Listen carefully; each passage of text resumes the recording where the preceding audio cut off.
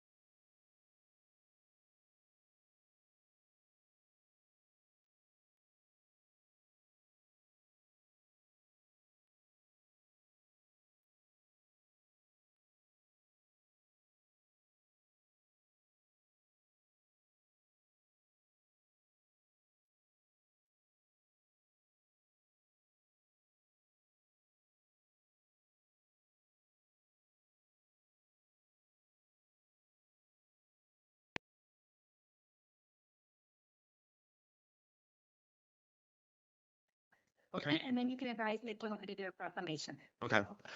And I would like to do one for a Eagle Scout too. I sent Steve an email yesterday. For an Eagle Scout? Yeah. Okay. And he was going to check the process. Have we done that in the past? Yes, we have. Okay, good.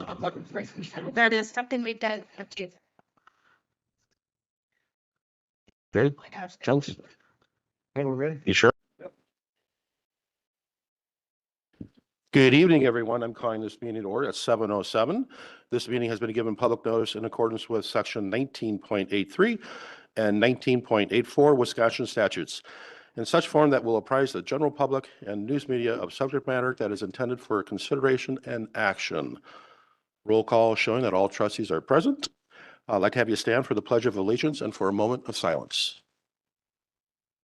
Pledge allegiance to the flag of the United States of America and to the republic for which it stands, one nation, under God, indivisible, with liberty and justice for all.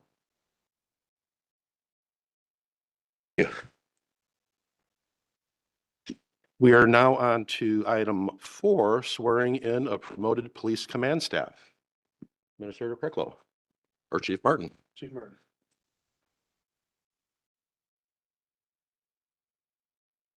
Thank you for taking the time tonight. I have two promotions that happened last Monday.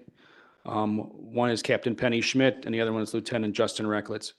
Captain Schmidt's got over 24 years of law enforcement experience, and she's going to be in charge of the support services division now, including detectives, SROs, and overseeing the lieutenant in charge of that.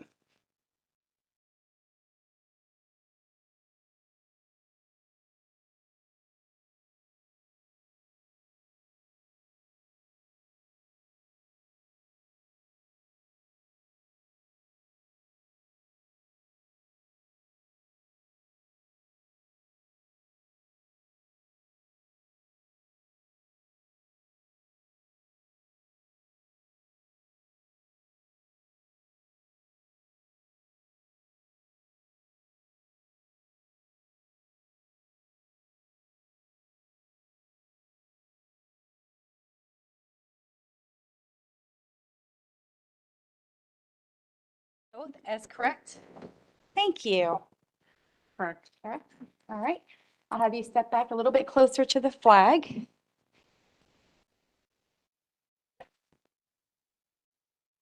You're going to raise your right hand. Can you guys hear okay? And then I want you to repeat after me. Insert your name, please. Penny Schmidt, Having been promoted to captain with the Germantown Police Department having been promoted to captain with the Germantown Police Department and have entered upon the duties thereof, and have entered to the duties thereof, swear or affirm swear or affirm that you will support the Constitution of the United States, that I will support the Constitution of the United States, the Constitution of the State of Wisconsin, the Constitution of the State of Wisconsin, and the Code of Ordinances for the Village of Germantown, and the Code of Ordinances for the Village of Germantown. and that you will faithfully and impartially I will faithfully and impartially discharge the duties discharge the duties of said office to the best of your ability. of said office to the best of my ability. So help you God. So help me God. Perfect. Congratulations on your promotion.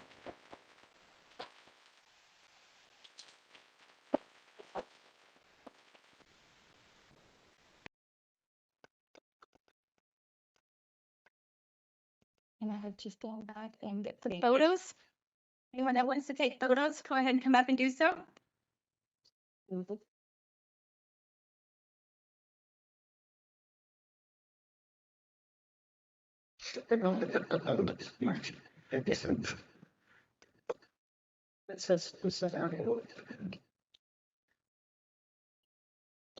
Things are hard to get on. Wherever, yes, every time I do. Yeah. Okay. Let's get a bunch. Not that many. Thank you. Thank you. Thank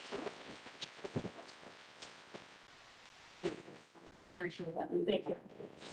And the next one is Lieutenant Justin Recklitz with over 24 years of law enforcement experience also. He's going to in charge of patrol, day shift patrol.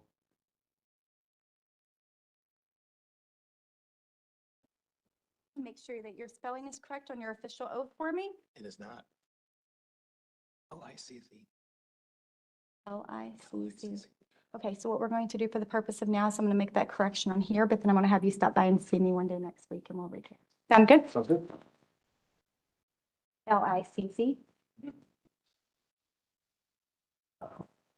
Okay, I'm going to have you hold your right hand up, insert your name, please. Justin Recklitz, Having been promoted to lieutenant having been promoted to lieutenant with the Germantown Police Department with the Germantown Police Department and have entered upon the duties thereof, and have entered upon the duties thereof, swear or affirm that you will support the Constitution of the United States, swear or affirm I will support the Constitution of the United States, the state of Wisconsin, the state of Wisconsin, the Code of Ordinances for the Village of Germantown, the Code of Ordinances for the Village of Germantown, and that you will faithfully and impartially and I will faithfully and impartially discharge the duties of said office discharge the duties of said office to the best of your ability, so help you God. to the best of my ability, so help me God. Thank you. Congratulations. Sign it anybody while we do it.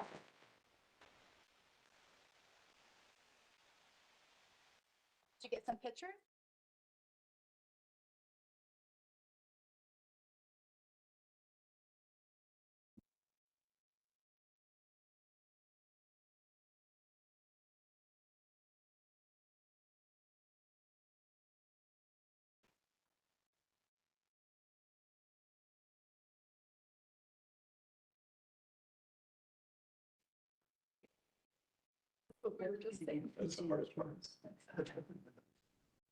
Hey, Chief. I said, what's the secret? It was always so hard to get on. 3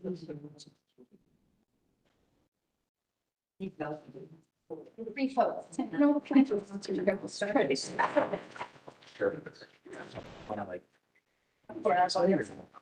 Where you want?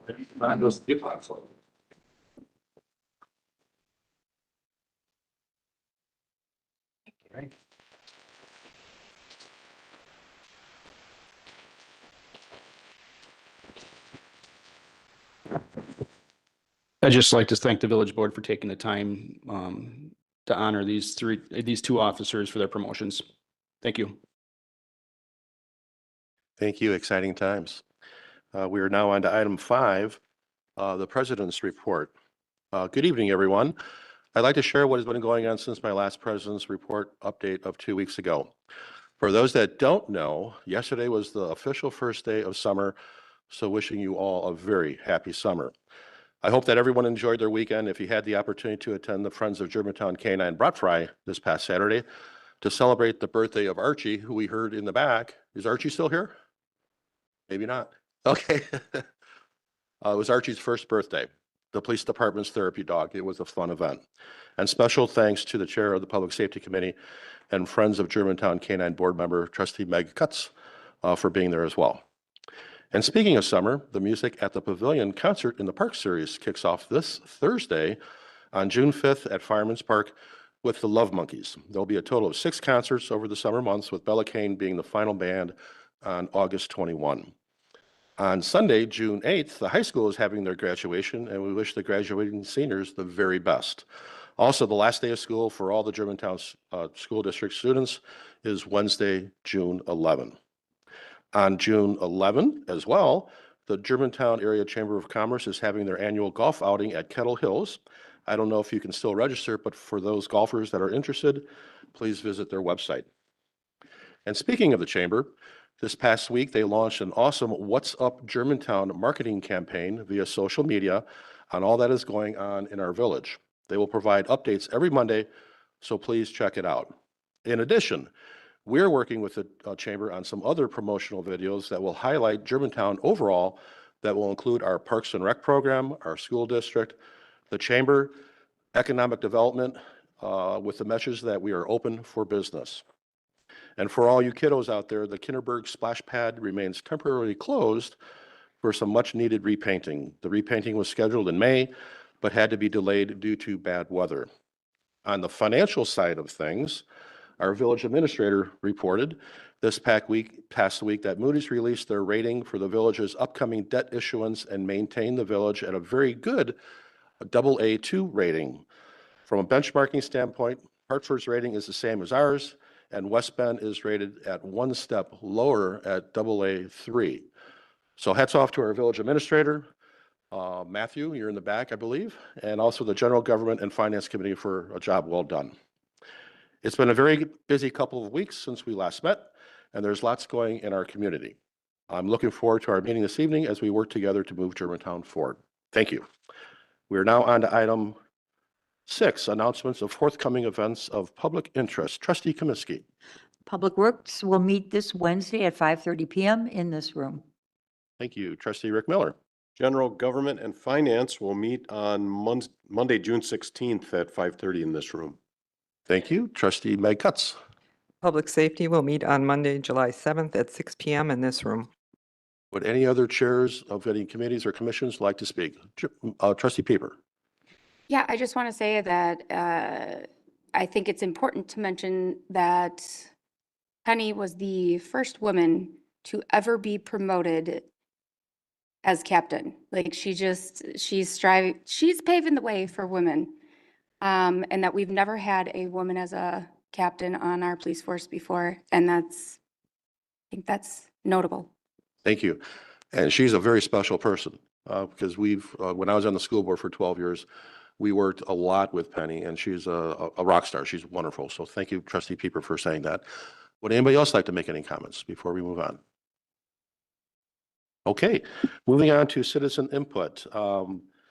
If anyone would like to speak tonight, please keep your comments to 3 minutes. And please give your yellow sheet to Donna. Good evening and welcome. Or the problem.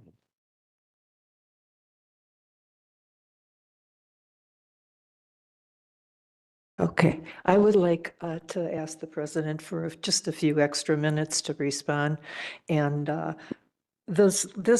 my notes are written from a lot of reaction from last board meeting. And the residents really feel they need to be heard. And I'm responding to the board. I'm seeing a direct reluctance in our newly elected president and his plans for this community and the taxpayers in Germantown. The residents were very disappointed with the majority voting not to allow tax-paying citizens to be appointed to the General Finance Board. In fact, they feel there should be citizens on every board, even this one, okay? And this is due to the complete commotion that went on with the village board and how our money was spent. The trustees that voted against this were mainly previous trustees, and I'm not including the new president or 2 trustees from District 4 and made cuts, okay, from District 2. I commend these particular ones for their votes to allow informed tax-paying citizens to be appointed to committees, which most people feel they should be. A continual effort from these veteran trustees from District 1, 3, and half of 2 to continue this attitude that they have that they shouldn't have citizens on a board. And it really upset a lot of people from the comments that I got. And even one threatened to resign. And you know what somebody said? Let her resign. You know, what kind of attitude is that? And this was televised on TV. People heard this and saw it, and they're seeing it tonight and hearing it.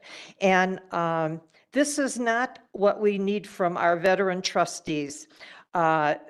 Let's look at why a tax-paying citizen with great experience would not be allowed on a committee.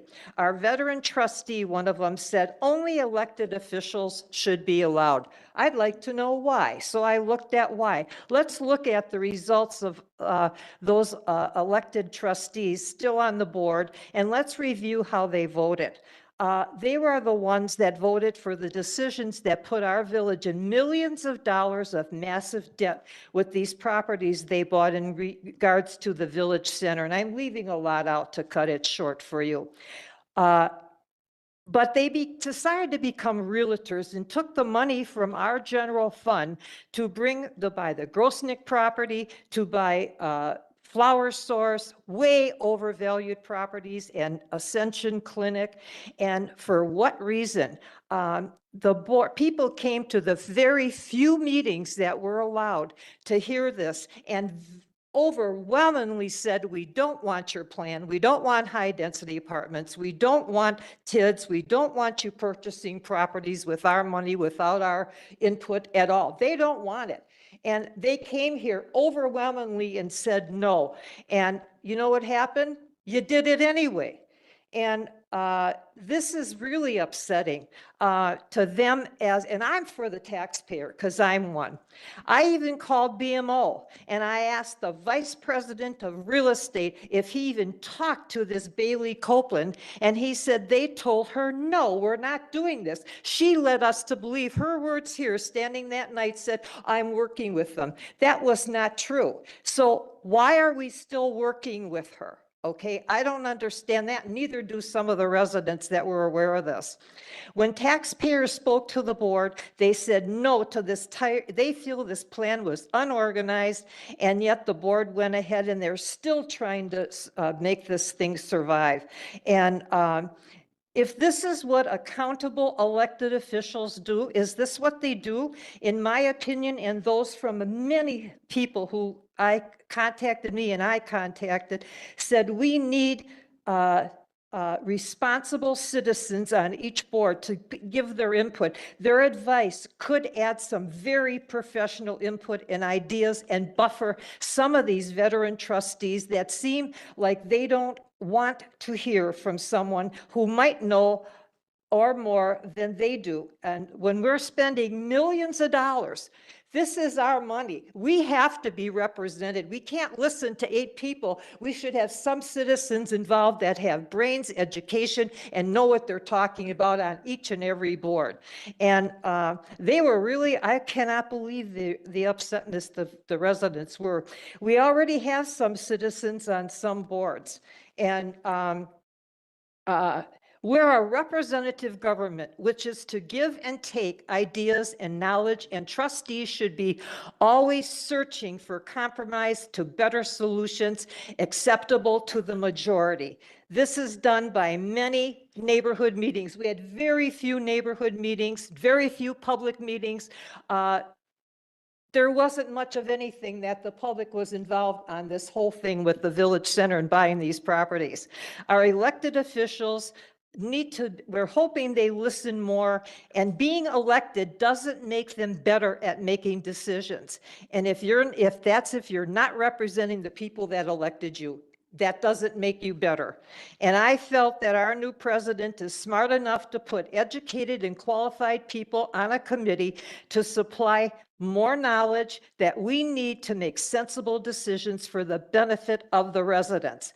My question is, why wouldn't anyone be responsible for our money to provide and ensure accountability and respect for the position they have and their responsibility to the taxpayer by exposing themselves to a lot more wisdom that they would need to make a good vote for the welfare of this community? And so I'm hoping, you say your elections represent the people, but in many cases, the voting is not with that.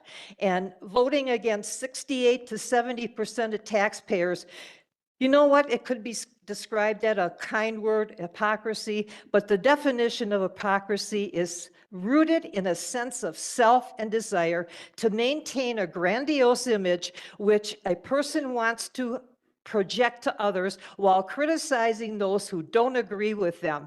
And ego always will prevent people from working with humility. And the opposite of hypocrisy is wisdom, and wisdom will give knowledge and sound judgment and understanding and knowing how to make wise choices and decisions. And it's sad, and this is coming from the people who voted you in, a lot of them. I go somewhere every day. I'm going to other meetings I have around here. I get together with people. I talk to people when I go out for breakfast, and I'm just responding to what they said, and I'm hoping that this board will make a choice to make wise decisions and allow people who know more than you do, and include the public in million-dollar decisions now with a firehouse and everything else. So I hope that you respect these comments from the people that are taxpayers here. Thank you. Thank you for coming. Would anybody else like to come forward and speak tonight?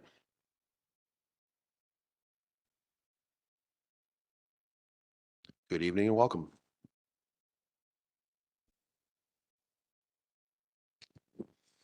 Good evening, Scott Effley, W159 N10514 Old Farm Road, Germantown.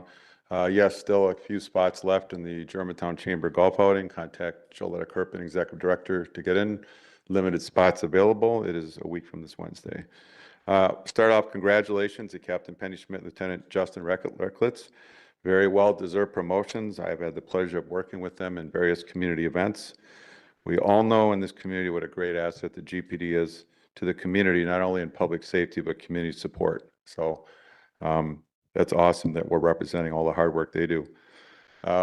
Compliment tonight to the village board. Kudos to the staff and village board for saving the taxpayers almost $71,000 in the upgrade to Windows 11. Trustees Pieper and Miller were a key part of that, looking into it. I believe we started at $150,000 and we ended up at a little under like $74,000. Now that's saving taxpayer money. Now I know a long time ago, me being a money guy, I said try to cut $500,000 from the budget. So now guess what? We're down to $429,026. So we're going down. And I like that. Last 2 points.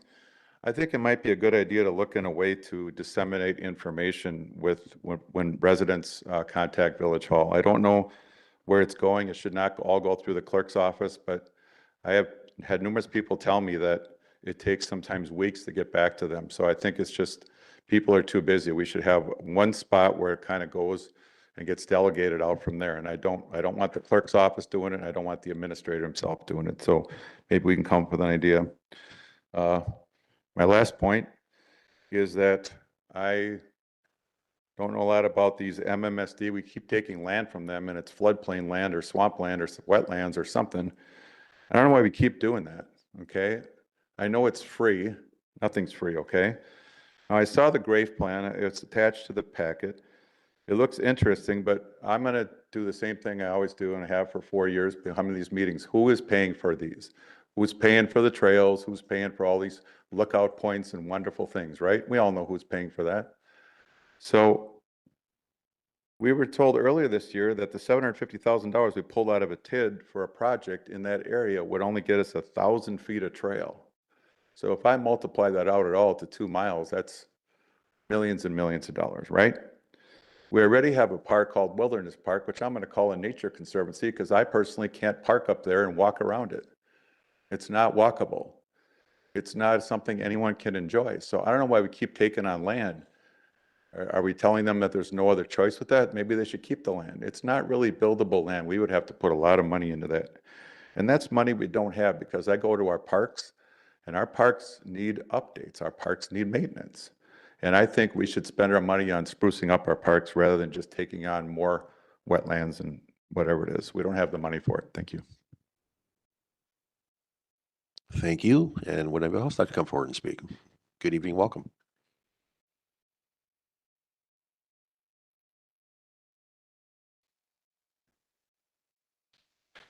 Doug Lohman, W180N9881, Rivers Bend Circle West. And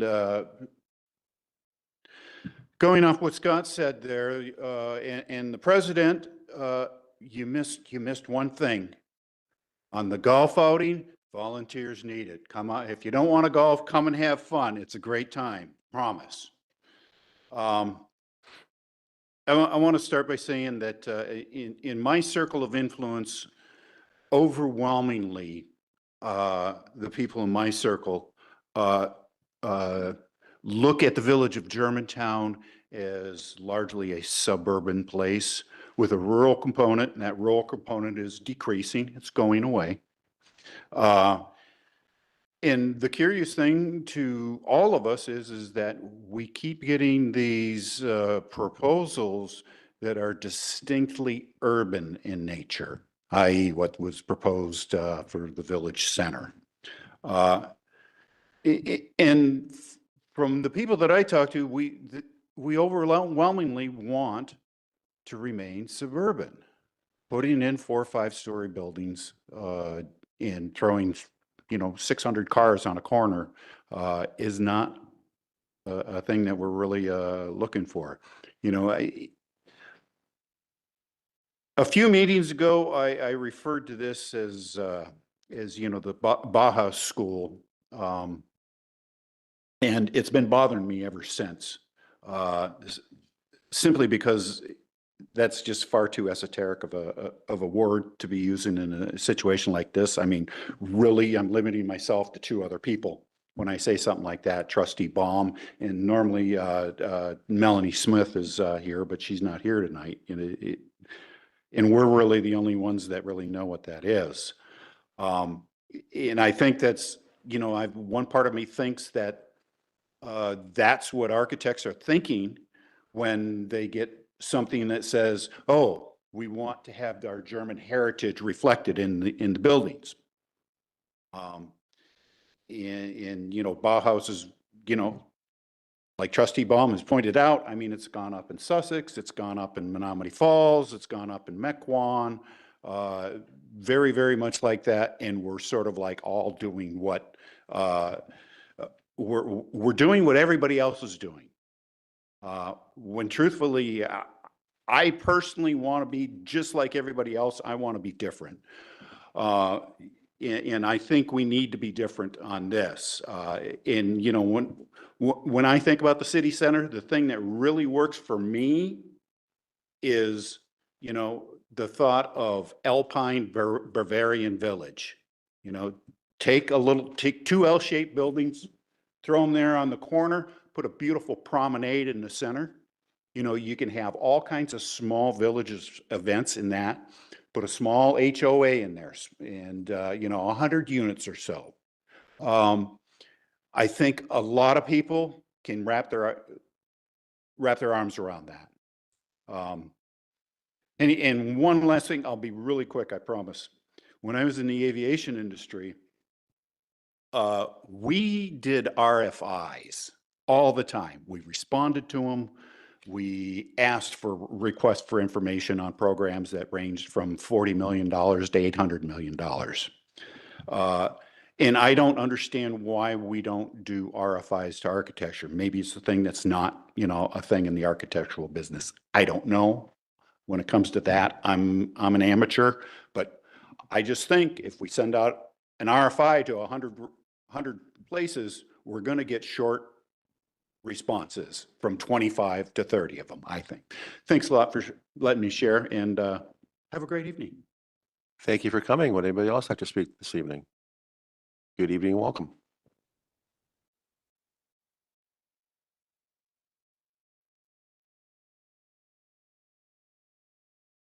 Sarah Larson, Butternut Road. I hadn't intended on speaking on this one, but Mr. Lohman brought this to mind.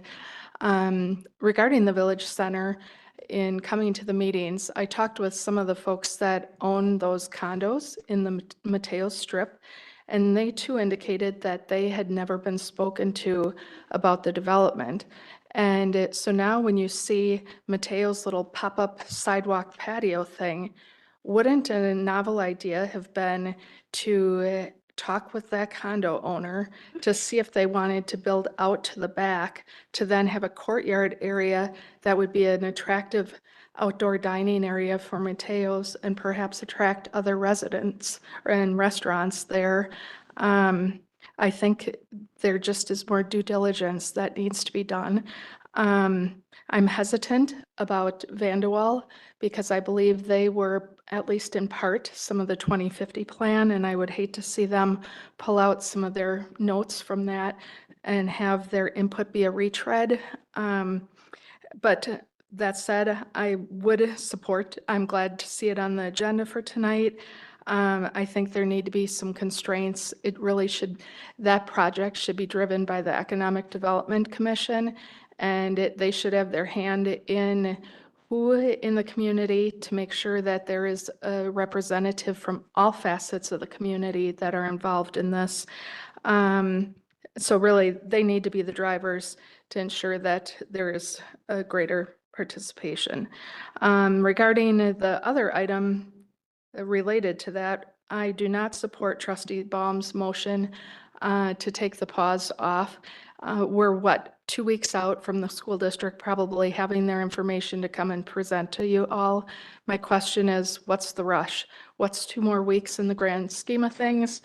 And it also, one thing strikes me when I have been at these meetings, Trustee Baum, I know that architecture is your profession and you have a love and a passion for it. But you seem to take it on as an ownership for the village, like you solely are responsible for development for this community. We have this gentleman right here. He's the one who's supposed to be driving it to avoid conflicts of interest. And so it isn't your responsibility to see that developers come here and want to develop.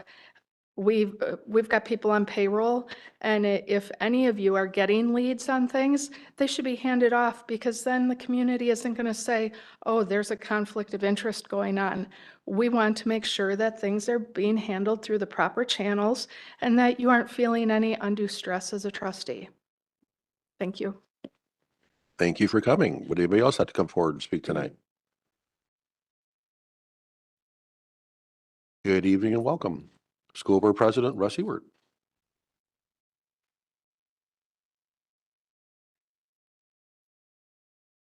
Thank you. Just take a few minutes of your time. First, I wanted to thank Chief and the Germantown Police Department for the response this morning to Kennedy Middle School and how assessing a potential threat issue there. They did a fantastic job as always, first-class department. So our partnership with them is just fantastic. Thank you for your participation on the board. Citizens see the work here, but they don't necessarily understand all the work that goes behind it. And then lastly, I'll just, with the issues of the pause, we have our ROFRs report in. We just received it today. That's the enrollment study report. We will be looking to have a presentation at our June 16th meeting. I think it's the 16th on that. And then hopefully to be able to present it to either you or the Planning Commission, wherever you decide on that. I would support if the pause needs to be lifted so work can be done and help depressurize that situation. I fully support that at this time. We have the information in. It's a matter of us compiling it and presenting to you. So if that helps with some of your further discussion later in the meeting, hopefully it does. And then third, for the community, we moved our meetings to Tuesday nights. So our commission meetings, or I should say our committee meetings and our full board meetings will be Tuesdays, not to conflict with the village. I know I've had to miss a couple of my responsibilities on the Planning Commission. And then briefly on that, some good discussion I've been able to see. Unfortunately, I haven't been able to attend. In regarding to the representation there, when Dean was in the seat as village president, the approach of that conversation was the intent was always to be a village resident serving in that. And prior to my role as president, I believe we had a employee that was not a village resident. And that's why there was a lag in participation there. We wanted to take that out and make sure it was a village resident there. So thank you. Thank you. Would anybody else like to come forward and speak tonight? Is there anyone online that would like to speak tonight? No one has their hand raised. Okay, I do have one email that they've been asked to read into the record. It's from Melanie Smythe, N140 W17938 Cedar Lane. Good evening. Congratulations to Captain Penny Schmidt and Lieutenant Justin Reich on their promotion. Regarding the unfinished business item to consider partnering with Washington County to hire Vanderwall and Associates for public engagement and planning services, I am generally in favor of this item with a couple of caveats. Should the board consider doing this, then they must clarify if this is part of or in addition to a larger push to complete all neighborhood meetings that they have not yet been done to complete the 20,000 or 2050 plan. Further, on the planning committee for this work, there should be a trustee and a resident who will work with staff at Vanderwall to design the public engagement appropriately. The reason for this is that the last efforts undertaken by staff alone have not realized clear and unbiased outcomes that truly reflect the design matter and real opinions of the village residents. If the trustee and resident members are tied to the Economic Development Commission, that would satisfy the need for transparency. Naturally, these individuals must not have any conflicts of interest, which brings the discussion to new business item A for terminating the pause on zoning guidelines for Village Center District. There is no reason to stop the pause until a formal presentation by the school board to the Plan Commission and the Village Board and probably the Economic Development Commission has been held. And assuming it goes forward, a truly transparent public engagement by Vanderwall with reported outcomes of the efforts.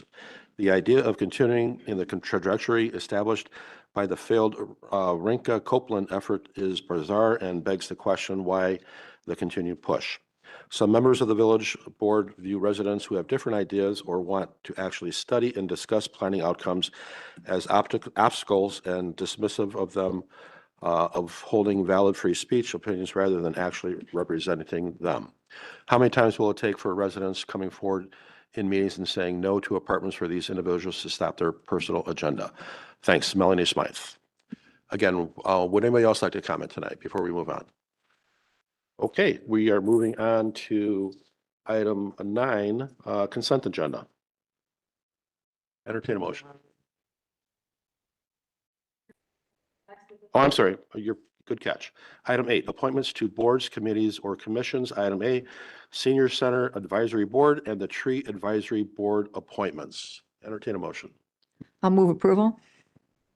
I'll second. We have discussion. Yes, trustee Piper. Peeper. Sorry. I really wanted to be on the tree committee. I expressed this to Dean when he was president. And I see that you're putting Jan on it, which would push her to be on a total of 5 committees. Trustee Baum and I are the only 2 trustees who are only on 2 committees. Sorry, I outed you. He might put you on more now. But I'm on 2. She's going to be on 5. Meg is on 4. Rick is on 4. Kristen's on 3. Terry's on 3. Bob is on 4. So it seems like the trustees are not spread out equally, in my opinion. And I'm requesting to be on the tree board. Okay. We have further discussion. Trustee Baum. Yeah, I second everything she said. Trustee Pieper said, you have overloaded certain trustees. I think there needs to be a little reallocation of some people. So I would suggest, yes, we do not approve these 2 positions. The specific to the Tree Advisory Board. I would like to be on it. Yes, I asked to be on GGF, or remain on GGF. You said no to that. And Kristen, I was not opposed to you being on it, just so you know. But she didn't know she had a conflict of interest with her employer. So she was not able to sit on that board. And not only was my request not honored to continue on GGF, you placed a different trustee on GGF, which Meg, I'm not questioning your abilities. I'm not. You are very wise.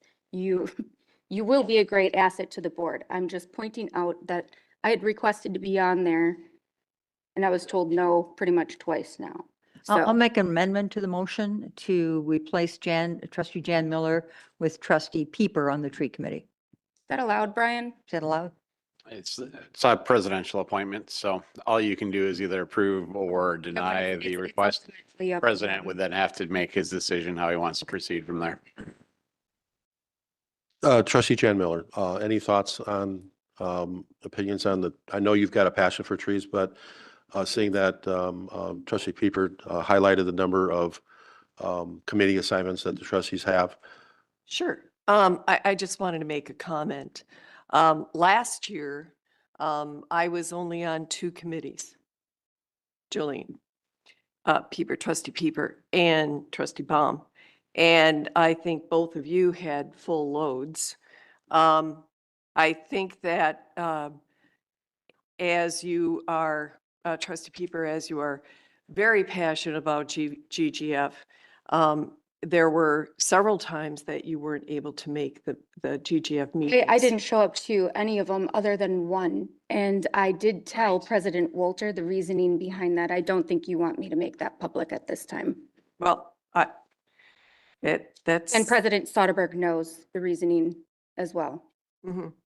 So, knowing that you may have other responsibilities. It had nothing to do with my responsibilities. Okay.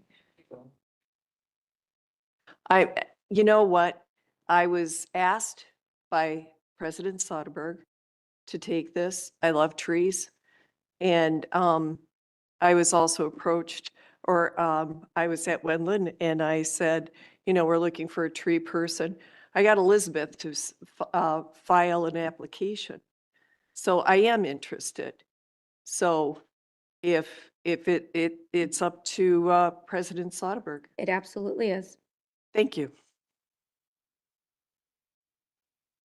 Well, a question on rule of order here. If it's up to me, why are we voting on it? Because it's appointed by but confirmed by the village board. There you go. Okay. So we can't take any amendments or anything. Correct. It's either an up or down at this point. Okay. Any further discussion? on both the Senior Citizen Advisory Committee and the Tree Advisory Board? Seeing none, all those in favor, please say aye. Aye. Any opposed? Aye.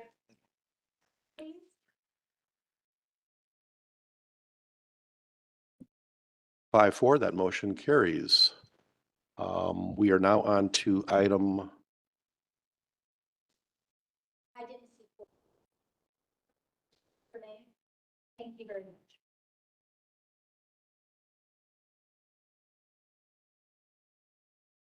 Now on to item 9, consent agenda. Item A, the minutes, and item B, allowance to utilize capital funds for Windows 11 upgrade project. Entertain a motion. Move approval of consent agenda A and B. Have a second? Second? Do we have discussion? I'd like to pull item B. Pull item B. Okay, voting on item A only. All those in favor, please say aye. Aye. Any opposed? That motion carries. Item B. I have the floor. You have the floor. Thank you. I know we started out at a blanket purchase order for 150 grand on this project. But Microsoft is constantly releasing new information regarding the upgrades to Windows 11 and devices not being eligible for it. On May 21st, they released yet another piece of information that devices can actually be upgraded to Windows 11 if they pay $30 a year for the security updates. This is new information, and I feel like we're rushing into this. Also on the list, it's saying that we're going to be replacing Erin Hearn's device, but she's not going to be here anymore. Replacement. Do we have a replacement in mind? Can't we just buy a device then? But there are several listed on here that they say that it's not officially, where does it say? I'm sorry, stand by. Yes, this computer is officially supported for upgrading to Windows 11. However, due to the age and current specs, i.e. memory, the recommendation is to replace. It is much cheaper just to buy additional memory and install it into the computer rather than replace the device outright. If it so happens that we are forcing them to get a new device, which is fine, if that's the decision, but then why can't their old computers, because there were two situations of this, be circulated throughout the village to replace some of these that aren't eligible or really aged? Do we have 2 interns as well? Because I saw that there were 2 interns listed on here. Yeah, we have 2 interns working in the engineering department We do. for Okay. the summer, yes. Thank you for confirming. But the podium, there's a laptop for the podium, and there's also a court laptop. I don't see why those 2 cannot be used, since that would be at different times. There's also 2 of them listed for evidence. I don't know if, Chief, do you have 2 computers for evidence?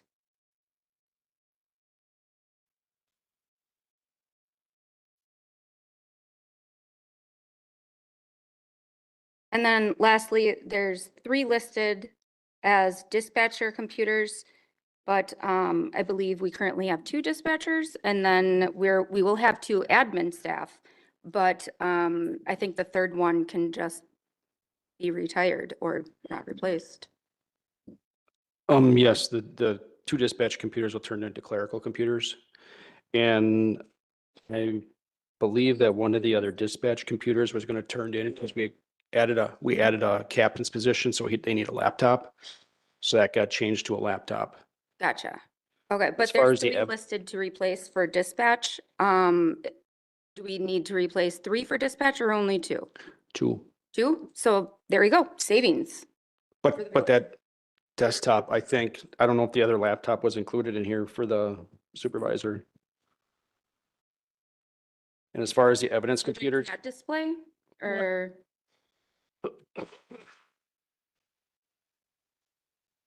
Because you approved the extra position for the command staff. Yeah, there- we but need- you do have two devices listed under evidence. Correct. One is for the property basically down by the evidence where the officers entered, and the other one is inside the cage where the property custodian goes inside and takes the computer to the evidence and basically logs it in. Okay. Thank you for confirming that. Yep. Final comment on this quote that we're about to approve for a lot of money that in my opinion is not necessary.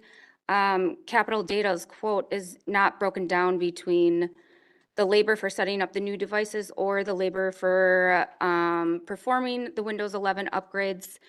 In order for computers to be upgraded to Windows 11, it is literally a push of a button and then you wait. We do not charge our customers to upgrade their computer to Windows 11. And I would like to see how much they're actually billing us to upgrade all of these devices because it is very low labor. Thank you, Trustee Pieper. I know this proposal has been extremely vetted by GGF over the last several meetings that they've had. And so I'm going to turn it over to Trustee Rick Miller. All right. Yeah, well, how did we get here? Well, yes, the first one was a blanket order for $150,000. It was a budget number. So I think it was pushed to Village Board a little too fast, and then Village Board pushed it back to GGF to get a little more clarity, and that was a good idea. With that, we've got a second quote, and the second quote, Capital Data did really a two-tier approach. They did a desktop and a laptop and a couple other small ones. Again, we went through it, came up to the Village Board, and Trustee Pieper, to her credit, said, you know, we don't need this big stuff on some of these. So we went back again, and good idea. We cut some of the requirements back for like a Podium One or the court or things like that aren't high-end use. So we end up with this quote now. The quote, I believe, was $360 per device, all in to either upgrade or create a new one. One of the big requirements is that you need TPM 2.0 on a laptop, and if your chip does not support that, you can't upgrade to Windows 11. That is a hard requirement, and most of these fall under that. There are a couple on there that could be upgraded to Windows 11 or repurposed. So if we want to talk about that, you know, Erin, I have to go with Erin. You know, she was the one who really put this all together and worked on what was necessary for the staff. So those are my comments. Trustee Pieper. I second bite of the apple. $360 per device to upgrade it to Windows 11 is, I struggle swallowing that because we update our customers' devices for free. It's literally pushed out through an RMM. They don't even need to come out on site. I'm struggling with this one, Rick. You know, I'm for getting new devices if they need to be, but with Microsoft just releasing that information that you can pay $30 a year per device to get the security updates on the device, it doesn't need to be updated to Windows 11. So I think that new fact that just was released, we have to look more into this. I'm sorry, if I was on GGF, I would have said this then, but I know I sent you guys an email. I wanted you to be informed with the latest, and here's the latest even since then. Trustee Kaminsky. I wonder if we should have Capital Data come to GGF and push this back one more time. What is the savings you think we're looking at here? Drastic. I would say Like we would, 25% of this budget? I would say we could save 75% of this. If that is true, it'd be crazy for us not to go back one more swing at GGF. And I will make a motion to send it back to GGF. I'm I'll sorry. second that. Do we have discussion on the motion? Seeing none, all those in favor, please say aye. Aye. Do we have any opposed? Just trying to save money. Motion carries. We are now on to item 10, unfinished business. Item A, Washington County Site Redevelopment Program Scope of Services with Vanderwall and Associates for Public Engagement and Site Planning Services. We have two items there. for possible action, but unfortunately, we will not be taking action on this tonight because item 1 is worded incorrectly. So we can't make a motion to change item 1. So we will possibly reconsider that for the next village board meeting. Mr. President. Yes. We do, if there is an intent to reconsider that action, we do need the motion this evening. We just can't take action on the motion. We would take the motion and then that would get agended at the next meeting. Even though it says placing a pause on the village center discussions, we're not talking about a pause. Worded correctly. It's not worded correctly. Right. The motion would not be as it's specified in 1, but if there is an intent to reconsider the action on May 19th as it related to the Vanderwall and Associates Public Engagement and Site Planning Services, to reconsider that action, we need to have that motion made this evening. Even though what we're looking at on the agenda is incorrect. The motion would not be what is on the agenda. We still need to have a motion. This is one of the few instances where under Robert's rules and under the open meetings law that you can have the motion that's made, but because of the open meetings law, because it's not on the agenda, we can't take any action. We don't vote on the motion. We don't do anything in terms of discussion, but we have to have the motion made because the municipal code and Robert's rules requires that the motion be made at the next meeting. You don't have to complete the action, but the motion has to be made tonight. So if there is an intent to, as I say, reconsider the action of the village board on the Washington County Site Redevelopment Program scope of services with Vanderwall and Associates for public engagement and site planning services, that motion could be in order if somebody's going to make it, and then we would have to do that. Thank you for clarification. Before we do that, we need to go back to, and we haven't done unfinished business yet. So we should be on unfinished business item A. We are. That's what we're on. Item A. That's we're on. Oh, you're doing it all. Yeah. 1 and 2. Yeah. So I'll entertain a motion for item 1, like our village attorney mentioned. So trustee Miller, Jan Miller. I'll make a motion, and we're talking about A, am I correct, Brian? Correct. The language of A, not The language of A. but A. I'd like to yes. make a motion for Washington County Site Redevelopment Program scope of services with Vanderwall and Associates for public engagement and site planning reconsideration. Do we have a second? I'll second. Do we have discussion? No discussion. No discussion. No. We have the motion and the second, and that's it for tonight. Point of order question? Sure. How does trustee Miller get to make the motion?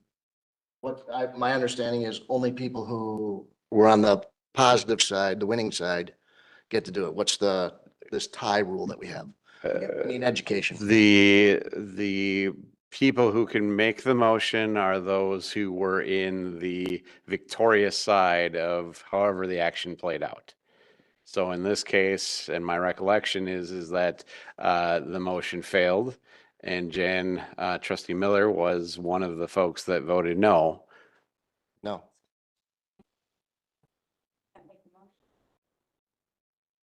Can we look back and see what that vote Her was? She cannot make the motion because Yeah. she was not on the prevailing side. I believe she voted no against it and it failed. The motion failed. It was a 4-4 tie. Correct. Who were the ones that voted in favor of it? Well, according to the minutes that you all just approved, that would be, sorry, just pulling it up here.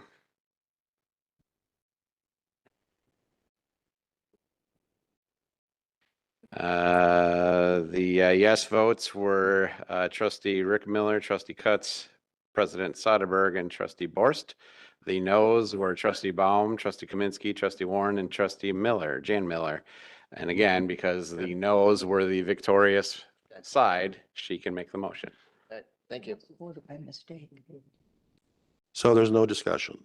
All those in favor, No. please. Don't even take a vote. It'll just be on the agenda, correct, at the next meeting. Thank you. And do apologize for the confusion. I do review the agenda, but this was not on the agenda when we reviewed it on Thursday. So going on to item 7, new business. And I believe trustee Pieper, you wanted to make a motion to for consideration for folks here. Yeah, excuse me. Since item A under new business, we're probably going to have a lot of conversation about this for the sake of the audience, because I know a lot of people sat through public safety and they're now sitting through the village board meeting. I would like to take items out of order and start with new business item L and M. I'll second. If we can move those to the top to at least be accommodating to everybody. Do we have a second? Oh, you have a second. Terry Kaminsky. We have discussion. Seeing none, all those in favor, please say aye. Aye.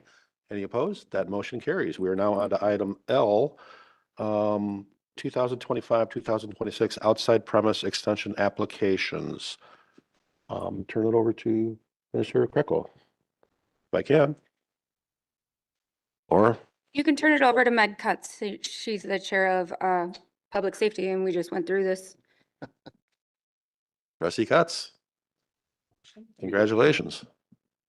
Wasn't there a motion with a second? And a second. Yeah. We voted on it. Oh, Moved items, okay. Item itself. Got it. so I'll make a motion to approve item L, outside premises extension applications. I will second for discussion Correct. or give it to Meg. Okay. Trustee Did Bob go Ward. through public safety and we did approve it going forward. We did want some clarification from the village attorney as far as the new noise ordinance. Because there were a lot of concerns about outside noise, so we just want to be clear on that before the whole board votes. No, good enough. Trustee Warren? Your hand was raised? That I had the second. Oh, okay. No. I thought, who made the motion? Motion was originally made by trustee Pieper, seconded by Kaminsky to move items L and N. Okay. I made the motion to. We've already approve done this. that and we voted on that. Already voted on it. Now Trustee we're in Baum discussion. just made a motion to approve item L, and it was seconded by trustee Warren. That's. There you go. Now we're in discussion. Yes. And then We have discussion on this. And I know trustee Baum. Okay, so I didn't want to quote anything at public safety because there's legalities of the sound ordinance and why things don't get done, appear not to get done.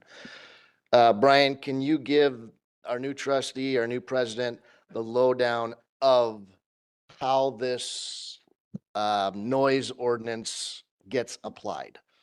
And why we don't use meters to detect decibels. Sure. Basically, the village's licensing process has multiple potential permits or licenses that are issued. There is your standard premises license, depending on what type of premises you are. There's different classes of that license, but that premise license basically just gives you the ability to sell whatever type of alcohol, beer, intoxicating liquor, wine, depending on what it is. It allows you to sell that on the premises of the property. There is a secondary kind of component to that premises license, which is the outside premise extension. And all that does is it just gives you the opportunity to sell alcohol outside of the building itself, but out on like a patio or a deck or something like that. And that is something that's been in existence, certainly for as long as I've been the village attorney here. And that's really built into statute and has existed well before, my involvement, even in government work some 20 years ago or whatever it was. So it's that process has been kind of longstanding. We recently added the outdoor entertainment permit, which is an additional license that could be obtained. It would apply to bars, just like it would apply to non-bars, for that matter. But basically, anytime somebody is looking to have outdoor entertainment, be it music that's going to be playing through a stereo, live band, TVs that they're going to be broadcasting, sporting events, whatever the case may be. But anything that allows you to make noise outside requires that permit. And the reason that we implemented that is because it makes enforcement of the noise components significantly easier. There's when you're dealing with liquor licenses themselves, you're dealing with potential property rights issues under some case law that suggests that. And so the burden that you have in order to revoke a license or to suspend a license is much greater. In addition, a lot of times it's not that you necessarily want to, in these types of enforcement actions, take away the ability to sell the alcohol. What you're really doing is just trying to say, okay, you don't get to have, music outside anymore, because that's really the problem. And so we separated it to allow for that. In terms of the noise, levels, you talk about how you do it. There's the, kind of subjective standard that we have in the code as it is. Or you could do a very objective standard by setting some decibel limit or something like that in place that's there. It's my opinion that decibel limits are virtually impossible to enforce. We 15 years ago now, I think, changed the standard for evidence when we get into trials. And that standard for quote unquote expert testimony, basically anything that is of scientific benefit or knowledge that would benefit the finder of fact, the jury, the judge, whatever the case may be. In order to do that, you have to have a sound understanding of the science behind it, and you have to be able to demonstrate that. And so in order for us to really realistically enforce a decibel limit under the law as it currently exists, we would have to have multiple officers go out to get trained, continually certified on these types of devices. Presumably we're not going to do that with everybody. And so it's a little bit like with our canine units. If one doesn't happen to be working that night, you're going to have to figure out how you're going to deal with a potential noise issue then. Be it call one of them in off duty, see if there's somebody else that's qualified that maybe could go out and do it. It just becomes a little bit more problematic when it comes to enforcement, and so that's why we don't have a specific decibel limit specified within the code. I don't know if that answers all the questions or not, but Thank you very much. And I knew that. I've been sitting in this room for the last 6 months as candidate Bob. But now I'm going to quote one of my trustees. I'm President Bob right now, and I disagree with you. I think we overcomplicate things. In fact, we had a meeting this week, or what was it, last Thursday? We had a noise complaint with a major business in our community and an adjoining residence. And I asked our village attorney to do research in terms of what is needed to change the Muni codes to reflect a more objective measurement of this. And I understand what you're saying about going to court and things of that nature. And like I mentioned at that time, I said, if we're at that point where we've got a business, we want to succeed, but we also we are concerned about our neighbors. If we're at that point where we're not being good neighbors, something's wrong, something's broken. I was at church on Sunday, and I'm looking at what we use in our command room, a sound level meter, very simple. There's a one-page information sheet on how to use this. And maybe I'm being very naive when I say this, but I will reach out and do my own homework with the Washington County DA to find out what they require on this. And again, if we get to that level where it's the matter at hand is going to the Washington County DA, something's broken. Again, I want to use common sense on this. So he's going to do some research. He's going to identify what municipalities in the southeast Wisconsin area are doing what we're currently doing from a subjective standpoint, but also from an objective standpoint, so that it come back to the full board for review, consideration, discussion. And again, I'm only one vote. The board could go on a totally different path. But I was in the Public Safety Committee hearing today, or meeting today. There's a lot of back and forth going, and I think we could do a better job. Just my opinion. So Trustee Pieper. Actual point of order. I said to move L and M up, not M and N. This discussion that you're having right now actually belongs under N. Item L is just allowing alcohol to be served outside of the actual structure. Correct, Attorney Sajak? Yes, the has item nothing to do before with you noise. is whether or not to allow for the alcohol outside of Yes. the four So walls. this has of the nothing to premises. do with noise.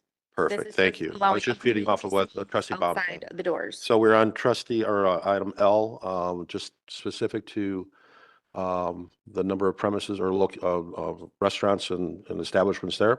Do we have further discussion on this? Question. Trustee Jan Miller. I have a question. So L, okay, I'm a little discombobulated. But I think there's an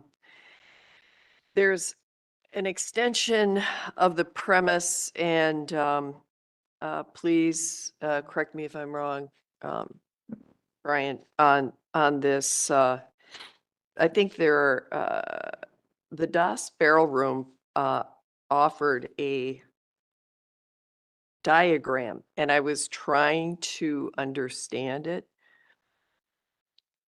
It's got blue and green on it. It was page 103. Is this under L? I think that's under M or N rather. This is N2? Nancy, Yeah. okay. Because the only attachments to the outside premise applications is a spreadsheet. Oh, that's it. Oh, okay.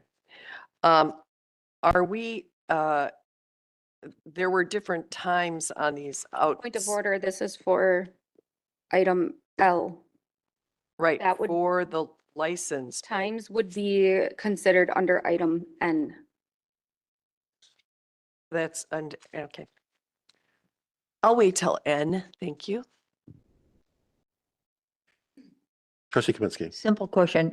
What was the vote in the Public Safety Committee for this? We actually voted to send it to the village board Oh, there was no consensus? We all voted in favor of it. and then sent it here because it didn't matter if we voted yes or no, it was still coming here regardless. Okay. It was unanimous in favor.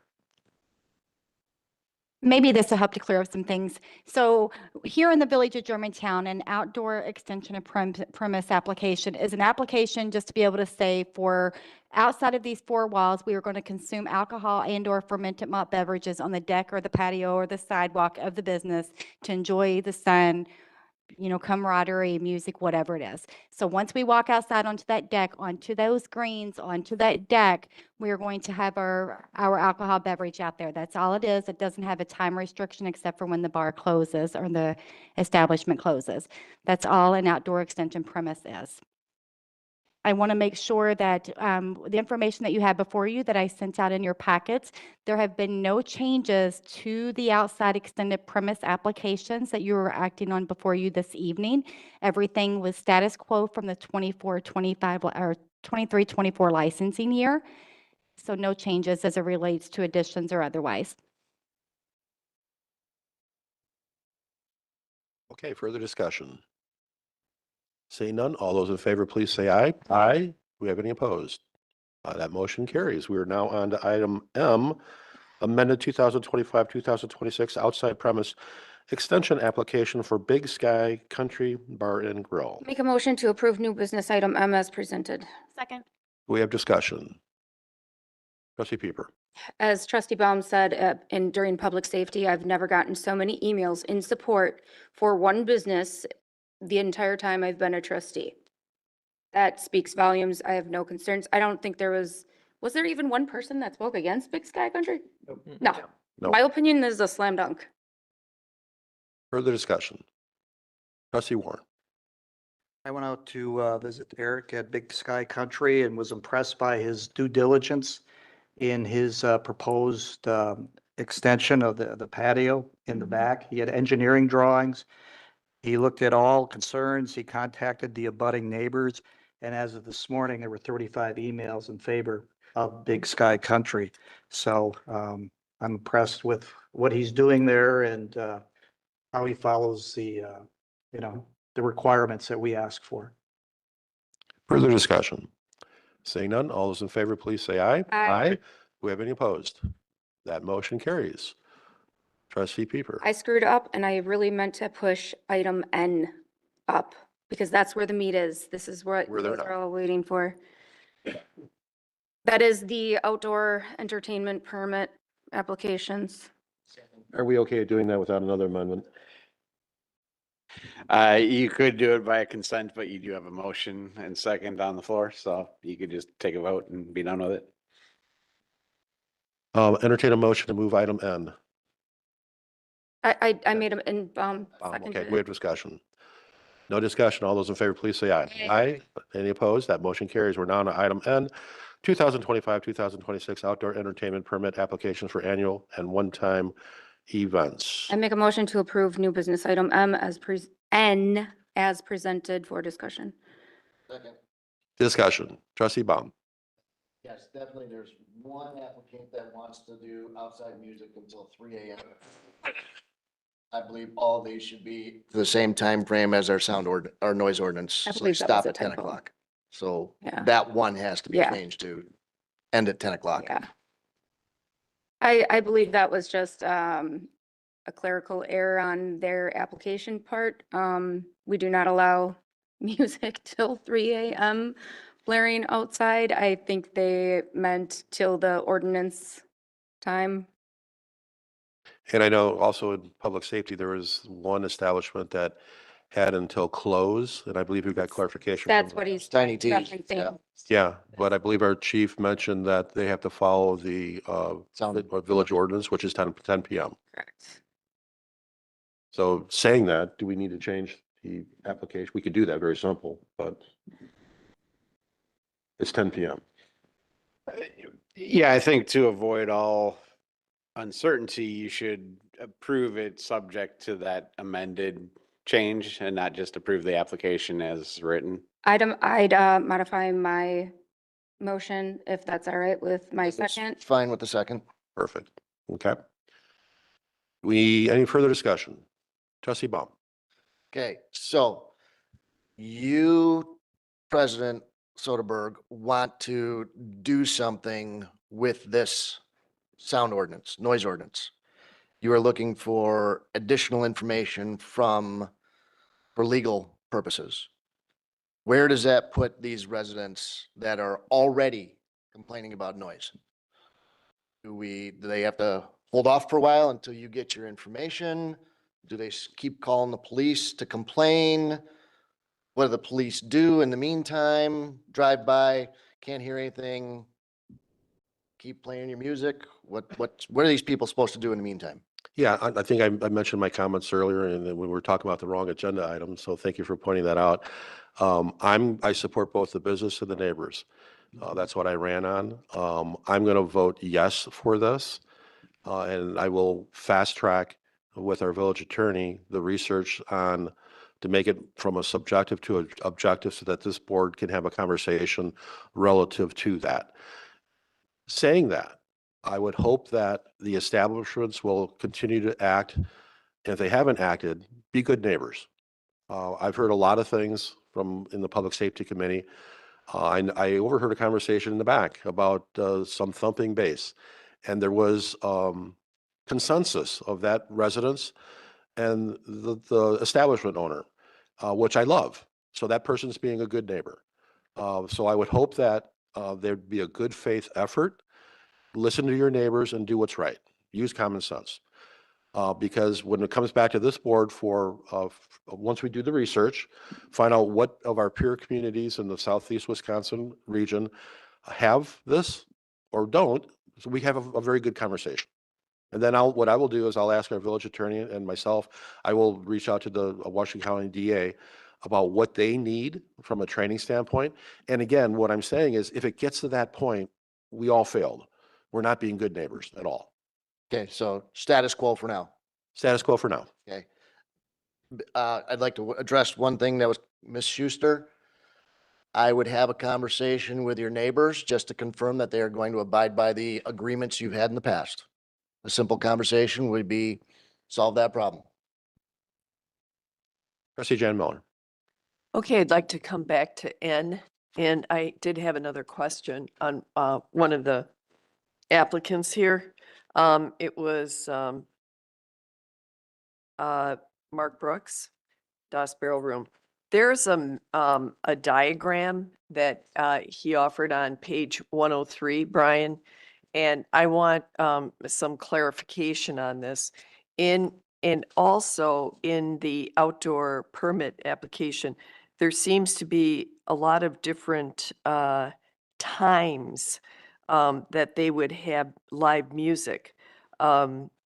It says Thursdays 6 to 10. That's what I thought it would normally be, live music. Fridays 1 to 10 p.m.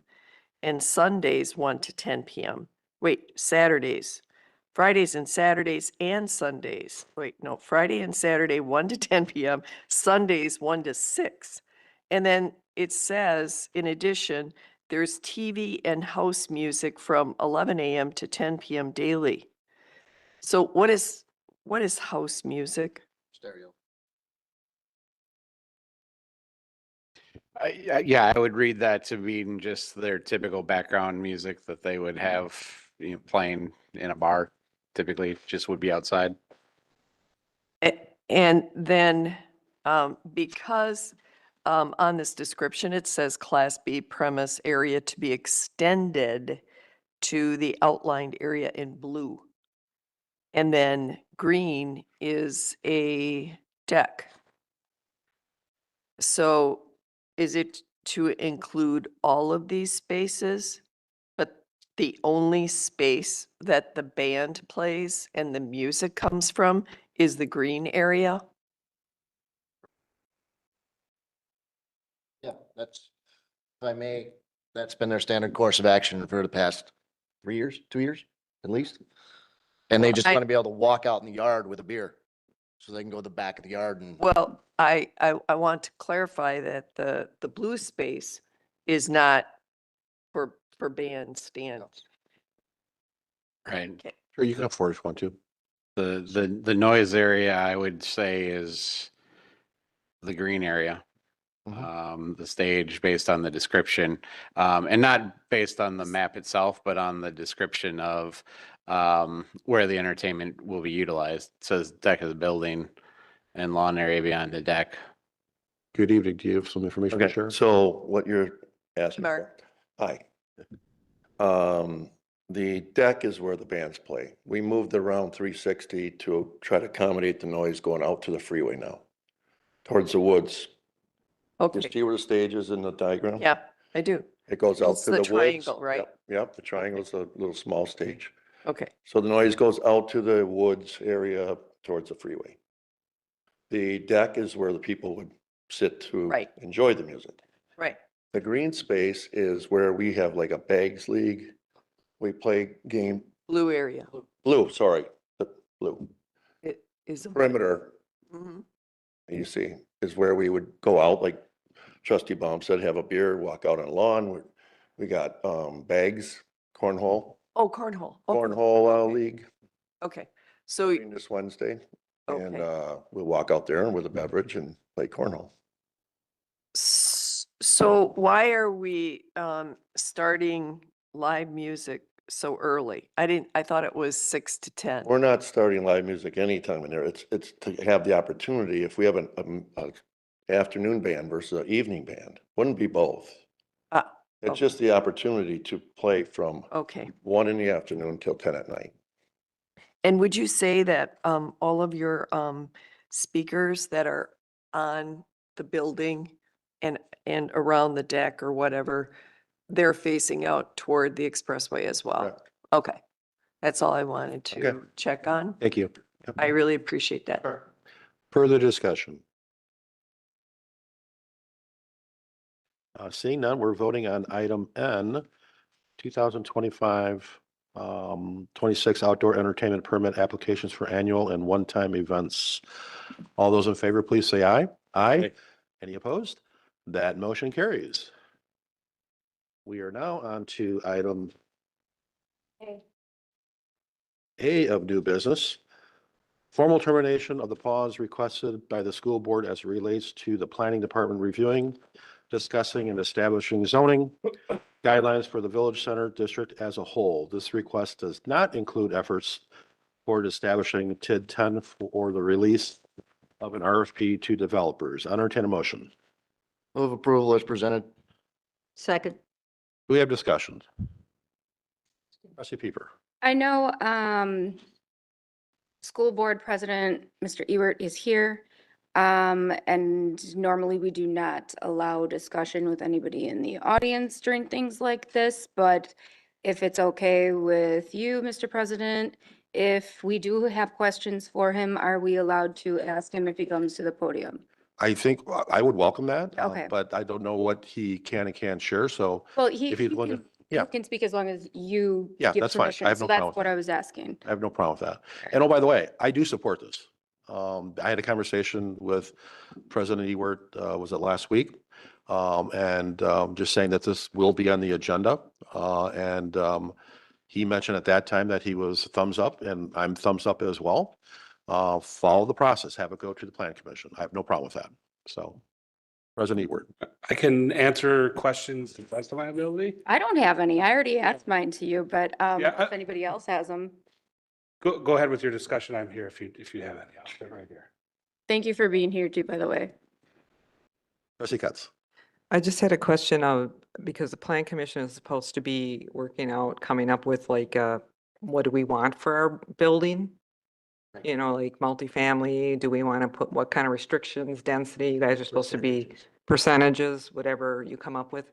If we take the pause off and they start doing zoning things, does that affect it, or should you wait until? It shouldn't affect the timeline. And there was a proposed timeline by our village administrator in terms of what the next steps potentially could be.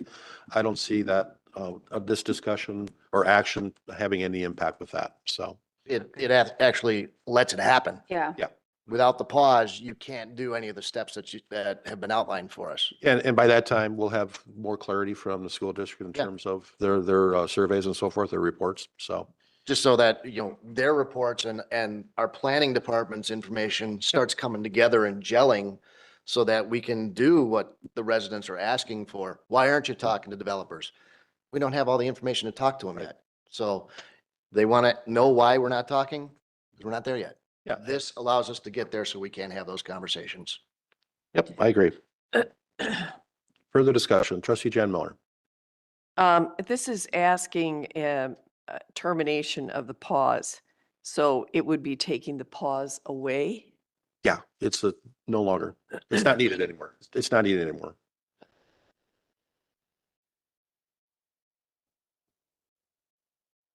Because the pause was put in place by the board to allow time for the school district to gather their information and so forth. And their studies. We have that information now, or they have that They information. just got it and we won't get it for a couple weeks. Yeah, but We had the facility study. yeah, but nothing's going to happen for the village center during that time. Okay.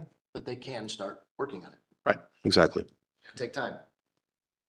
Who's they? Planning department, Us, us, administration, public. public. Yeah, when this does go to the plan commission for discussion, trust me, we will have community engagement on it. We will bring in developers, we will bring in real estate subject matter experts on the housing needs, the opportunities that they see. We will have those conversations, so. Oh, and I just wanted to make a final comment that on the economic development committee, we do have a school board member, we have trustees, and there are residents. So it is a good resource for the Plan Commission as well as the village board. Point taken. Thank you. Thank you. Further discussion? Seeing none, all those in favor, please say aye. Aye. Aye. Any opposed? That motion carries. We're now on to item B.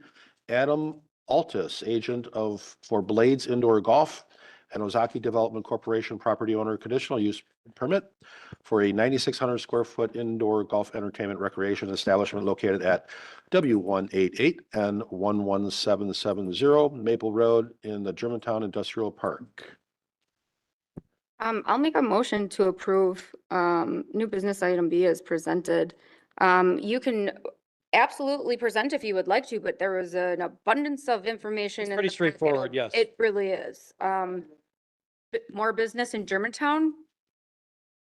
Do we have discussion? For those that were in the Plan Commission, excellent presentation, very exciting. For the golfers out there, it's a win-win. For the non-golfers, it's a win-win as well. It's more entertainment for folks to do. Very exciting. So Trustee Cutts. I just had a question because it was listed, it's not a permitted use, which is why it has to go through this. Since the indoor golf is becoming popular, can it just become a permitted use so we don't have to do this? Say that again, please. I can hear you. It's listed as it's not a permitted use, which is why it has to come forward like this, but it's becoming a more popular thing to have this. So can it just like become a permitted use in the zoning code? Well, we could do that. One of my slides was going to explain that in the M1 Limited Industrial District, you can have indoor health and recreation establishments. So it's a broad category that includes indoor golf in this case. In the past, we've approved a softball training center, martial arts training, a soccer training facility, and in fact, the space that this indoor golf will be occupying was formerly occupied by the Red Line Dog Training Facility. So we've approved a variety of indoor health and recreation type establishments that ordinarily would be allowed in the B2 business district. So that satisfies the CUP requirement in the M1 district. But to answer your question more specifically, yes, we could, if we decided that we wanted to elevate indoor recreation to the same status as an industrial user who could vie for space in our industrial parks, we could do that. But right now it's been set so that industrial uses have the priority. Indoor recreation, if you have a space that's available, you come to us, you basically prove you're worthy of the space or what's proposed, and you're not going to be taking away space from a potential industrial user. And then we go ahead and issue the permit. Historically, we've issued all of them that have come before us. Thank you. Further discussion? Seeing none, all those in favor, please say aye. Aye. Aye. Any opposed? That motion carries. We're now on to item C. Robert Overmeyer, property owner, certified survey map application to combine two existing parcels into one parcel totaling 53.8 acres, property located at N144, W12531 Pioneer Road in the Rural Preservation District. Second. Discussion. Trustee Jen Miller. Yeah, I'd like to know why this is occurring. What is are they building something or? It wasn't specified in the application, nor is it required to be, presumably for, I would guess, maybe estate planning purposes or prepping the two parcels for one property for sale. Okay. And they were the same owner. It's the same owner, correct? Yes. Yeah. Okay. Thank you. Trustee Cutts, I think you had your hand raised. Well, that was just my same question because it said in CSM that he would be in attendance during the Plan Commission meeting to answer the questions pertaining to the reasoning. So I guess none were asked pertaining to the reasoning for combining the parcels at the Plan Commission. Unless the owner is here to respond, I don't have an answer to why he's combining them. Yeah, the owner was at the Plan Commission, but not here tonight. So. And he didn't provide any information. No, I don't believe so. No. Okay, thank you. Further discussion? Seeing none, all those in favor, please say aye. Aye. Aye. Any opposed? That motion carries. We're on to item D, application for fireworks permit for the July 4, 2025 by Parks and Recreation Director Gail Standridge. I make a motion to approve new business items D through J. These all went through Public Safety Committee before this. We were all in favor for it. These are just really straightforward. I asked Attorney Sajak if I could do that, and he said yes. I'll second Second. Jeez, oh man. These are all very easy. Yeah, go, Donna.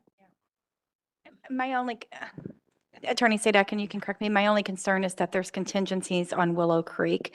The new BP has some contingencies. A, that the surrendering of the old alcohol beverage license, number one. Number two is that it would be conditional on their closing as well. So maybe we can eliminate that one and do that separate motion with the contingencies thereof. I make a motion to amend, or I'm not making a motion. I'm amending my motion if my second permits to just make it items D through I. And that was seconded by? Me. But the first motion was seconded by Baum? No. No, it was Terry. Yep. It was me and Terry. But yeah, I just changed my motion and it was okay with my second. Both motions were, first motion made by trustee Pieper to approve items B through the original motion, to approve items B through K. J, J. we already did K. No, we Through didn't. I. Okay. Start with L. I took items K and L. Took Yeah, L and so M. my motion was to approve items D through I. And we have a second. Yeah, Terry was my second. Okay, do we have discussion? Mhm. Saying no discussion, all those in favor, please say aye. Aye. Aye. Do we have any opposed? That motion carries. We're now on to item J, 2024, 2025 original alcohol beverage license application for Willow Creek BP. Entertain a motion. Donna, could you explain the changes? It's this. So there's a current owner and the owner they're going through the process to be able to take over ownership. So the easiest way to explain is you own it currently. I want to purchase it. I don't want a gap of services of selling alcohol. Gotcha. The new one to go through the background investigation has come through. We're good there, but we want to make sure that the closing happens, right? And that the surrendering of the current license comes through. So if you can just make the motion, if that's your desire. Yes. Contingent on the staff recommendations. I make a motion of what you just said. How's that? Do we have a second? Trustee Baum, thank you. Do we have discussion? No discussion. All those in favor, please say aye. Aye. Any opposed? That motion carries. We already did K, L, M, and N. We're on the last item. We did not do K. We didn't do K. No, we didn't. I took K out of order. We didn't Remember do No, you didn't. You took L. L. L, M. L and M? And N. Okay. So item K, 2025, 2026 alcohol beverage license renewal applications. Entertain a motion. Make a motion to approve new business. Item K is presented. I'll second. We have discussion. Seeing none, all those in favor, please say aye. Aye. Any opposed? That motion carries. We are now on to item O, update on Goldendale Creek property transfer to the village from MMSD. Discussion only. There's like nothing in the packet on this. Yeah, Except one. there's nothing. Just one page. Yeah. Thank you. So just wanted to give a brief update on the status of this. Did give a similar update to the Parks and Rec Commission at their last meeting. The transfer of this parcel in the Holy Hill area is complete. And the documentation that actually removes some of the restrictions that the DNR had placed on the property is also complete. So this is village-owned land now and is available for utilization as the Parks and Rec Commission and the Village Board deem appropriate.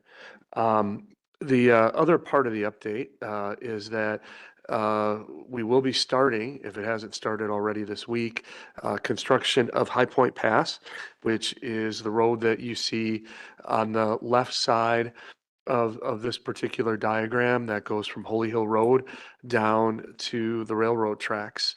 And that construction will be complete by August of this year. As part of that construction project, the contractor who's doing that asked if they could use a small section of the of the Goldendale Creek property for a staging area. The DPW, the village engineer, looked at that, agree that's a good spot for it. In exchange for allowing them to use that as a staging area, they will construct an access point.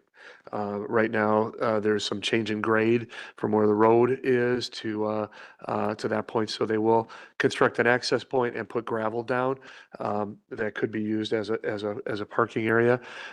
In addition to that, I've asked the village engineer just to get a cost estimate from the contractor who's putting in the road to see what it would cost to for a change order to that contract, that while they're there to put asphalt down on that parking lot and make it a little bit nicer for village residents. So there will be, significantly improved access to this, green space for village residents by the end of this summer. Also, working with the Parks and Rec Director and the Park and Rec Commission, we'll be taking another look at what types of uses would be appropriate. There are a lot of wetlands. There are some grade changes. It's probably never going to be like a full-scale park, but I think it could be a nature preserve, a wildlife area that residents could enjoy. What's the timeline on this? We heard some comments during citizen comments about, the cost of trails and so forth, and why are we going down this path? Sure. Well, a couple of, And I presume this was well received by Parks and Rec. yeah. It was well received at Parks and Rec. This is an area that was identified both in the comprehensive outdoor recreation plan, as well as the trail plan that was passed by both Park and Rec Commission and the Village Board. So that's why we're going forward with that. This initial property and this access will be available, this summer yet. And there are funds that the Village Board also approved several years ago from TID 7. There was a total of $700,000 that was set aside for improvements that can be utilized for these improvements. There's also grant funds. I actually made a couple of calls today to some of the nearby businesses to see if they might be willing to contribute some funds for some of these improvements that we can use for matching.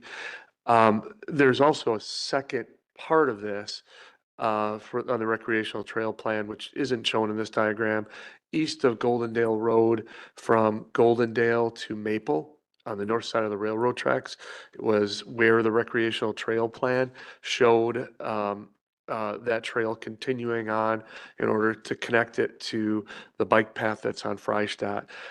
That's actually where the high cost begins. That section, which is a little over a mile long, would go mostly through wetlands. And the estimated cost for that component would probably be, around $1 million. It would have to be mostly boardwalk if that's the path that it takes. So that's where, talking with the Park and Rec Department, the village engineer, we're looking at some alternatives to try to connect this area down to Freistadt. And I think there are some other good options that'll be more cost effective that we wouldn't need to pursue that $1 million option. Thank you. Trustee Kaminsky. A question, Steve, remind people how we got this property to begin with, the trade-off that really was we're pushed into essentially, right? Yeah, this is part of, or was part of MMSD's Green Seams program, which they started about 20 years ago, where they purchased pieces of land in Germantown and other communities that are in the headwaters of the Menominee River and the Milwaukee River are the two main areas. And their purpose for doing that is basically for flood control downstream.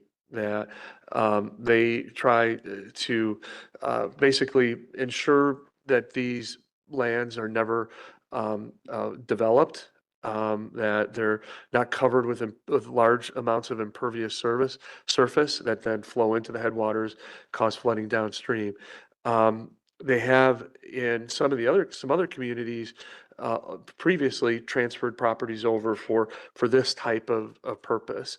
And I think this is the first one that we've done in Germantown, first one I'm aware of anyways, that we've done in Germantown for that. There are some other parcels that are potential for that as well. And again, going back to some of these planning efforts in the 2050 plan, I think one of the messages that came through, particularly up in this part of the village, was that residents wanted to see green space preserved.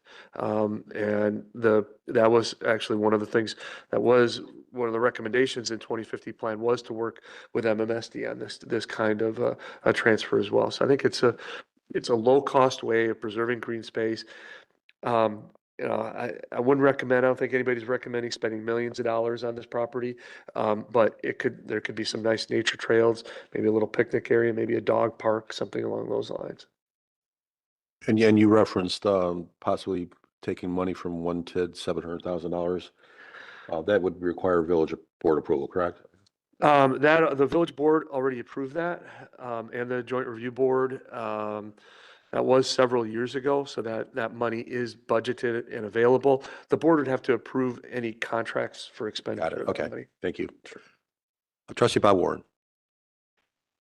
Steve, does the 2050 plan show all of these little seams? Is there one drawing that shows where they're located, where potential ones are, how they might be connected at some point? Excuse me, sorry. Struggling with a little bit of a cold here. But I don't believe that that's in the 2050 plan. Is there a drawing out there somewhere that? I do have a map that I could make a future presentation to the board that shows where all of the MMSD owned properties are. I think where there's potential and where this has kind of gotten tied into the Park and Rec trail plan is along the rivers. And MMSD is basically the areas that they're focusing on are trying to acquire properties that are where the rivers flow through. And I think that's where some of the recreational trail plans really do focus on.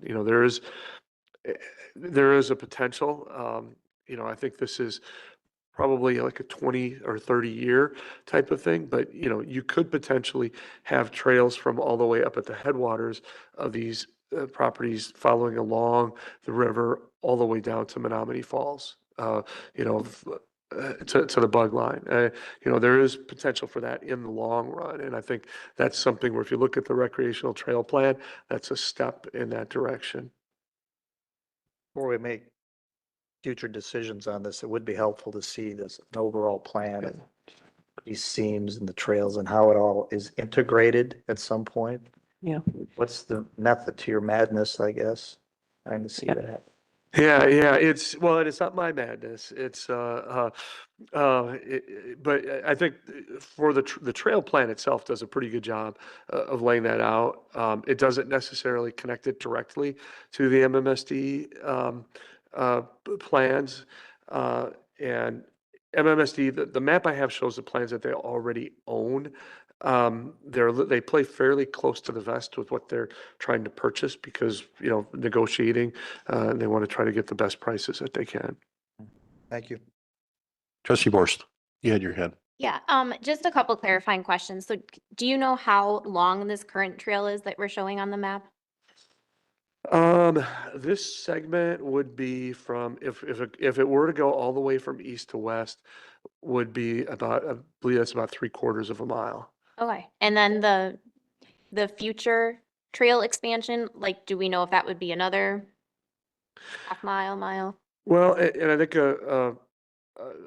just as a very rough measuring stick, you can think about some of those major streets are about a mile apart. So from Goldendale to Maple is about a mile.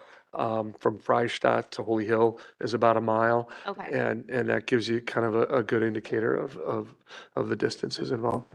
Okay, and then last question, the orange, I get the longer boardwalk there to connect, but the two shorter ones at the top more, are those just like kind of going to nowhere or are they leading to something?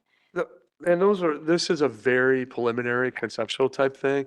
When this was put together, I think the thought was to try to take those to particular points of interest. That's what I kind of thought. Makes sense. Thank Mr. you. Rick Miller. Yeah, way back when I was on Park and Rec, I was part of a couple meetings up at the county to develop the county's trail plan. And this really fits into that. That's their goal is to connect to the state trails. That's the county's goal, and have all the municipalities be able to connect to those trails. The bug line is the closest to us, so that would obviously be the first one, and this is just a small portion of that. The other thing I wanted to mention is when we were doing the Park and Rec master plan, it was overwhelmingly number 1 or 2 to get more trails. Yeah. It wasn't even close. So this is something that the public wants. Well, and trustee Jan Miller, you had your hand? Yeah. And then Joe. Yeah, I agree. When we were doing that 2050 plan, everybody was asking for the trails. The trail plan came out. I haven't looked at that intensely for quite a while, but one of the other destinations is to connect Germantown to the interurban trail, which is right down Mequon Road. That is not that far either. So we don't even connect from park to park, our own little park to park. So I would tend to say that since this is a MMSD wetland area, it is protected because it is a headwater. It should be, you should really be holding your hand with the DNR or somebody before you start putting in even a boardwalk. And it is very expensive for the boardwalk. I think we need to continue in Parks and Rec to work on that bike trail and get a better plan for I'm just going to say the southern part where we have a lot of connectivity. We could have a lot of connectivity with our parks, with all of our different parks. We have like 11 parks and they're all beautiful. So. Trustee Pieper.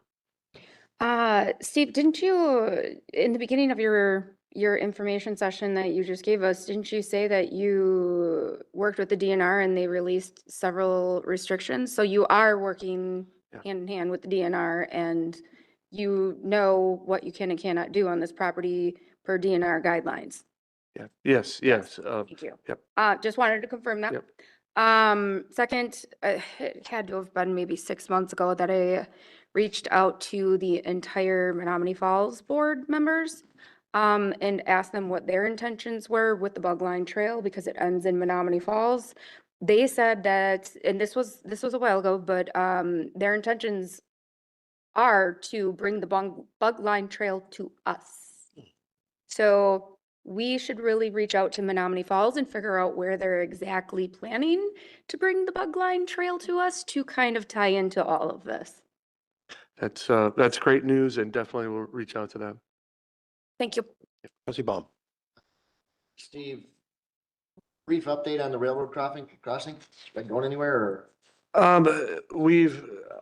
That's been on hold until the right-of-way acquisition is completed. So when we had talked with some people who'd been through this process before, as well as the folks from the Office of Commissioner of the Railroad, they said that we should wait until we have the right-of-way on both sides of the railroad acquired before we submit the request. Good enough. Thank you. And I would just say, and that might be the more cost-effective solution to connect to Freistadt is to go across the railroad at the High Point Pass and then connect down to Freistadt.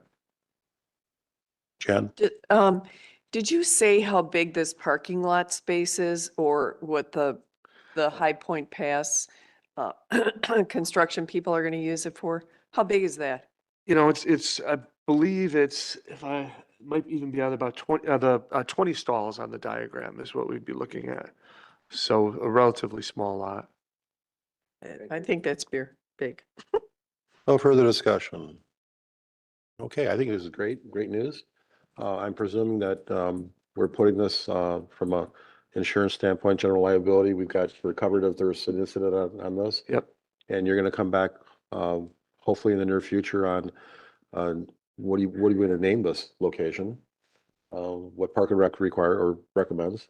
So, Yep. exciting times. So, Yeah, yeah, I think the Park and Rec Commission seemed excited about it, and I think all staff is excited about it as well. I think it's great. We follow the process. So further discussion before we conclude. Saying none, we are adjourned at 8:58. Thank you for coming tonight, and please drive home safe.